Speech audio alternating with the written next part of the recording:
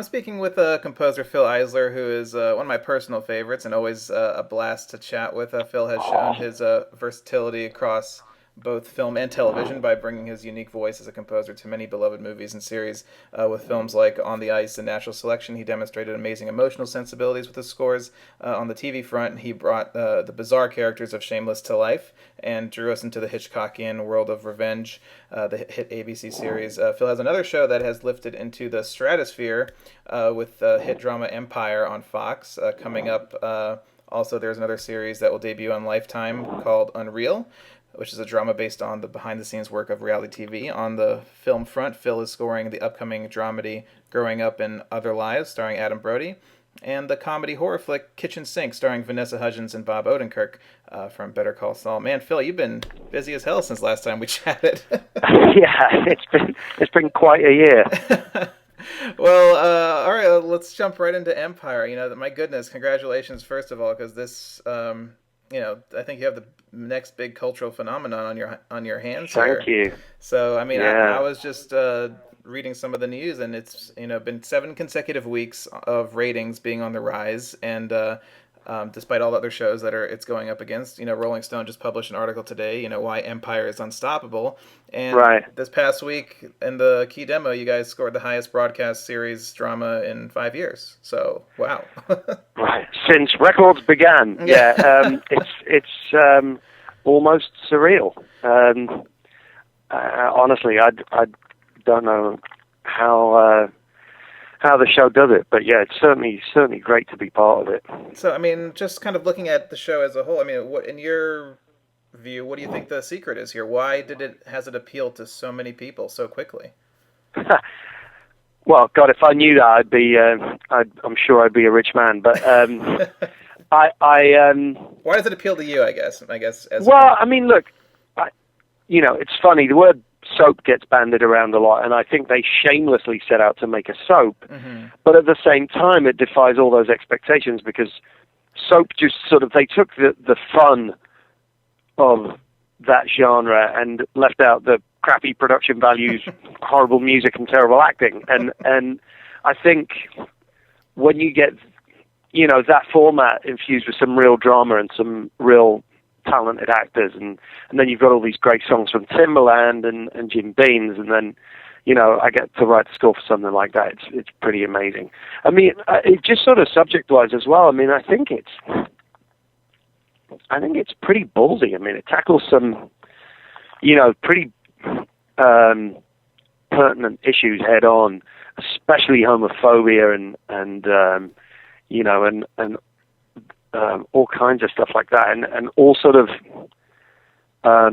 encased in this kind of family gangster drama almost, Right. So it's got a bit of everything, but it knows very much what it is. It doesn't pretend to be anything other than what it is. I think that's a real strength. I know, and it is kind of this mixture of like a soap opera with kind of these Shakespearean family dynamics, right, and everything. But this show, revolves around the music industry and this kind of hip hop music empire. And I feel like finding a place for a score would be challenging. So, how did you even approach it from the start? How was the score going to function, and has it changed over the course of the first season at all? Yes and yes. When I first started working with Lee and Danny Strong, Lee had a very definite idea of what he wanted from the music. He wanted it to be bold and operatic and very much juxtaposing the hip-hop element of things. So we went for this orchestral approach that had, little or no electronic elements in it, really. That was just like a very classic old school gangster movie almost. And as time's gone on, the world of the orchestral stuff and the hip hop beats have started to collide somewhat because now as characters develop, we've come into situations where we've gone, you know what, it would be really great to have a beat there, but the orchestral elements too. So I've started combining some of those things, and it definitely has an element of old school about it, that's for sure. But he also likely wanted, in places it drops into the background and it's really very much underscored, but there's places where it's super bold, like at the end of Danny's episode, which just aired last night. There's this whole scene, where the camera pulls out of Cookie's jail cell and goes slowly down this long, sort of dismal-looking corridor of cells, and they right there, we had this really big orchestral piece, and it worked out great with Taraji Henson singing over the top of it. And it was just really powerful. So the other thing I really like about this show is that music only really comes in when it's warranted. Right. It's not wall-to-wall score for the sake of it. We pick our moments a little more. So, an episode could have anything between 5 minutes of music or 25 minutes of music. It's really varied from episode to episode and how many songs there are and that kind of thing. So, I'm guessing that the songs are kind of laid out and you know what songs are being played and everything beforehand, so you can make sure the music either complements or, as you said, juxtapose what's going on? Right, because most of the songs, as opposed to, something like Grey's Anatomy, where they use needle drops a lot, most of these songs are on-camera things, live performances, or where they're recording or whatever. And so, obviously, that's thought out way ahead of time. And, I've been involved in a couple of on-camera things, like stuff for the White Party that just played recently. Actually, one of my orchestrators did that, sort of an arrangement of a traditional New Orleans thing that mixed with hip-hop beats and all kinds of, there's all these crazy sort of ideas that fly around and have to be somehow put together. There's lots of moving parts to getting it working, really. So, if you had to, you work on another great series, Revenge. How would you compare how the music functions in these two shows? How different are they? I think it's very different. Revenge has a lot of underscore and kind of relies on it to move the scenes along. Empire is definitely not like that. Empire is much more about, there's big music moments, obviously, in the songs, and then occasionally the score. But there's less just sort of, music motoring every single scene long. There's plenty of scenes that just play dry, which I think is fantastic. And, it makes some very deliberate choices. And, it all comes together beautifully, and it's a powerhouse show, and it really just sucks you in. It's really incredibly watchable. I'm sort of hooked on it myself, so every time I go spot a new episode, I'm watching it like a fan, really, which is one of my favorite things about a project. If I can feel like that every time I go to work, then it's just, it's not work, Exactly. And you also have another series coming up this year called Unreal. I think it's on Lifetime, right? Right. I'm really excited about that one too. I know this is something that Lifetime are sort of trying out as an experiment, because it's very much unlike anything they've done before, and I think they're trying to, enter into that world of sort of Netflix and Showtime of, really great drama. And I think it's, I hesitate to call it a straight-up comedy because it's so bloody dark. Right. But of course, as you probably know, that really appeals to me. So it's like this incredibly dark sense. Anyone who's English or Czech will love that kind of thing, because it's just it's just heavy, dark, sort of almost gallows humor in places, and it's funny as hell, and really well acted, and a good show, and they do not flinch. And it takes place on a reality TV show, and it's about kind of the behind the scenes. Yeah, stuff, it's ostensibly about a show like, I don't know, one of these dating shows, for instance, and but the people behind the scenes, I have no idea if this is true to life or not, but the manipulation that goes on behind the scenes in order to sort of get these contestants to do stuff that makes good TV but doesn't necessarily make for good life. So, what kind of style did you go on?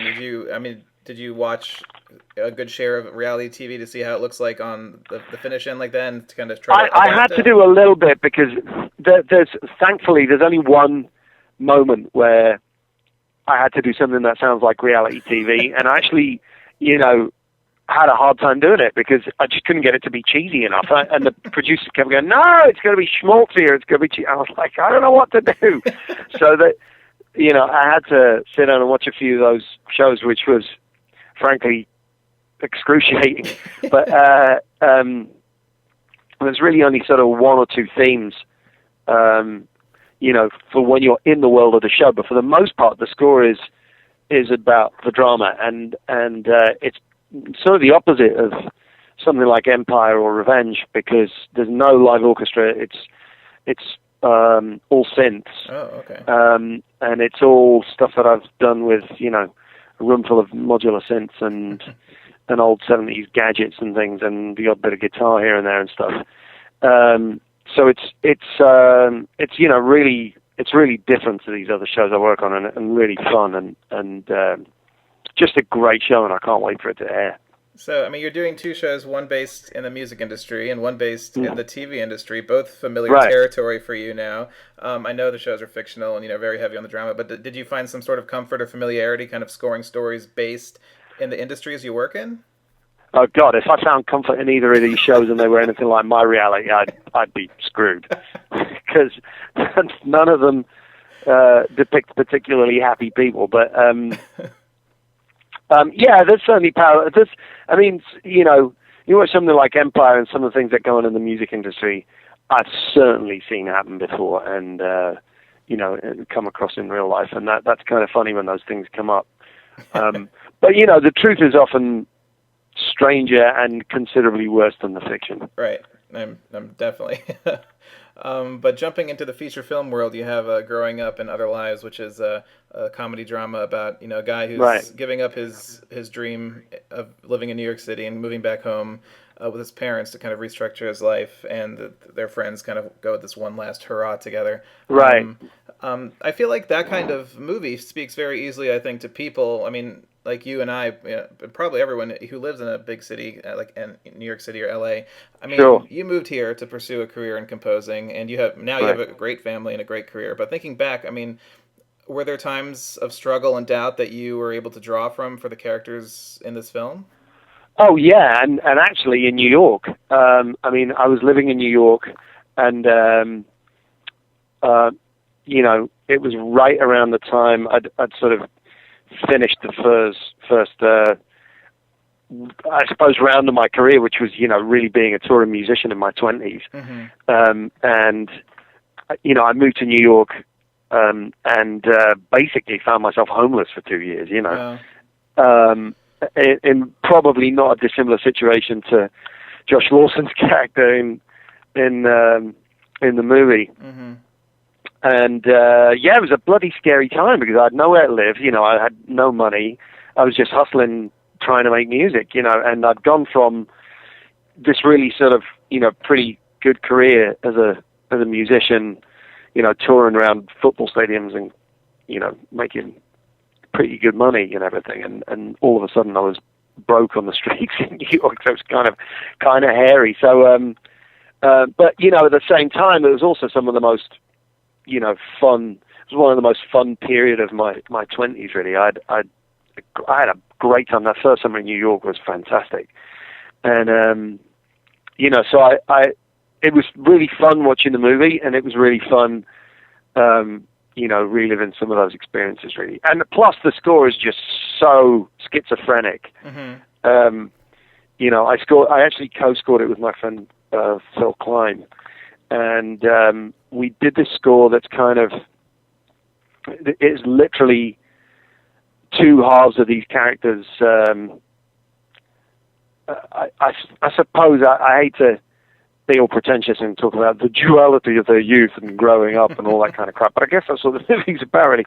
So on the one side, they had this sort of slightly pompous, very classical orchestral score that we wrote that really was, I suppose, in the style of early Beethoven, Mozart, very, very classical. And then the other half being more like sort of the Beastie Boys doing their funk jam thing. Wow. So it's a pretty bizarre score, but the real character of it, I think the main character of it is this classical score, and the sort of the other tracks function more as a sort of a driving source in places. But it's a really interesting score to write, and a really fun movie actually. Was it hard to, because when you're working with kind of a drama like this, which also has kind of light, funny moments, which really kind of mimic life, I think, the best way, is it hard to kind of nail down the tone musically, especially when you're kind of mixing all these styles? Yeah, it was interesting in that film, and part of it was just really sort of resigning yourself to the chaos, that it was going to be a deliberately schizophrenic score, but it doesn't sound piecemeal either. Somehow it's weird. I mean, there are very definite themes, and there's really sort of one main orchestral theme that runs through it, which is really about these guys and their journey, and why they're taking it on. It really was about just embracing the chaos of this one. Well, that sounds like a pretty awesome project. I mean, this is just the whole, to mix all this kind of styles and like that. It was fun, and I've done one other movie with these guys before, and we know each other well, and it was just a pleasure to work on, because they're just great guys to hang out with. So I would have them in my studio quite a lot, and the other fun thing about it was that because of the nature of the orchestral score that we were writing, not something that lends itself very easily to mock-ups with samples, You can write these sort of big muscular action things with samples and various other things, but writing sort of classical style chamber music is pretty difficult without it sounding absolutely horrible and it being incredibly time consuming. So really what I did was piano sketches mostly, and then we orchestrated those, and that's a very old school way of working, and I actually really enjoyed that, because you weren't spending quite so much time producing the score beforehand. It was really produced on the scoring stage, and it was really about that live performance. Wow, that's awesome. But one of your last recent project that we're talking about today is a horror comedy called Kitchen Sink. Right. Presumably because it throws everything in but the kitchen sink. It's an all-out battle between humans, vampires, and zombies. So, I mean, is this the type of movie that you, as a composer, just let loose on and just have as much fun as you can? Pretty much, yeah. I mean, talking about embracing chaos, that one was just absolutely batshit, and I think by design, really, because the script was brilliant. It's a very sort of it's this whole world where zombies and vampires, they all sort of live together and try and coexist, and it's pretty funny, and basically the premise of it is that at the beginning of the movie, the planet is invaded by aliens, and everybody's just trying to figure out what the hell's going on and whose fault it is. So the whole movie's really about finger pointing, about they did this to us, You could certainly draw some parallels between real life if you take the zombies and vampires out. But the score, we went through lots of different ideas, and Robbie, the director, had all these ideas initially about, we were talking about John Carpenter scores and Vangelis and Blade Runner and all this kind of stuff. And then we realized that while we love a lot of that stuff, it would just become sort of a retro score for no reason, and I'm not a big fan of doing that. So, because it's why repeat something that's been done? I mean, you can take that as a sort of a pointer to inspire you to do something new, but to just, rehash old stuff made no sense. And then there's an alien invasion going on and a full-out war, so it sort of actually took a pretty big sound to be able to cope with all of that and with the special effects. So in the end, we went from, it'll be an electronic score, to literally 140-piece orchestra and choir. Wow. And we recorded it here in LA with some of the LA Master Chorale and, the great musicians that are here. And I mean, it was really fun. And apart from sort of, big action set pieces and all these sort of big orchestral things, there's still a lot of electronic elements that are in there that maybe we borrowed from this older era. And then, at the last minute, I had to do crazy shit like write a Verdi-style requiem for 40 choir singers in an orchestra, singing about a guy who's being disemboweled by zombies while it's actually happening on screen. So I had to, consult one of the singers who's a Latin scholar. I had to basically say, look, here's what I want the words to be about, and we had, so it's a mixture of Latin and completely made up words like zombie fictus, and it was really good fun to do. I think I wrote that like the day before the scoring session. Wow. Completely crazy. I like these kind of comedies that are coming up that kind of give that big canvas that is not, that are just really over the top. I mean, I really liked This Is the End, and it had this great Henry Jackman did this really big, right, big things, and I think that's so much fun. So, I mean, did you pull from there's horror and aliens and action. I mean, did it mix genres to kind of become its own thing? Yeah, I mean, I try not to think too much about tipping your hat at any genre. Really, it's Mm-hmm. Yes, you want big music, you want action scenes to work, and it's very hard for them to work without music. But I try not to sit there and go, oh, we'll make it sound like Aliens or this or that.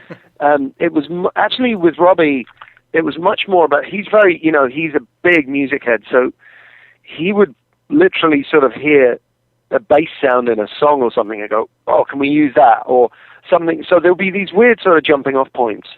I did a whole sampling session with one of my team. I have a guy on my team who's a really sort of pretty genius sound designer. And we went to a friend's studio. A friend of mine happens to own a number of pianos in varying states of decay and sort of, broken down nests. And God knows why. And we went and recorded these pianos being hit, thumped, sawed in half, Wow. brushed, bowed, all kinds of crap. And then he took all those sounds and turned them into this entire palette of stuff that where it's unrecognizable as piano. It's really turned them into these crazy electronic grooves and things. And so it's interesting because some of the rhythmic pieces that something you'd expect to hear in, an action movie is now driven by this really sort of ramshackle, beaten up piano stuff, and then, electronic stuff pulled from there that you wouldn't ever recognize it as piano. And then I wrote orchestral music on top of that. So it was a great fun project to do. Wow. I mean, that just sounds, all the projects that I think we just talked about right now, you've really gone crazy with the experimentation and mixing and mashing. That sounds awesome. Yeah.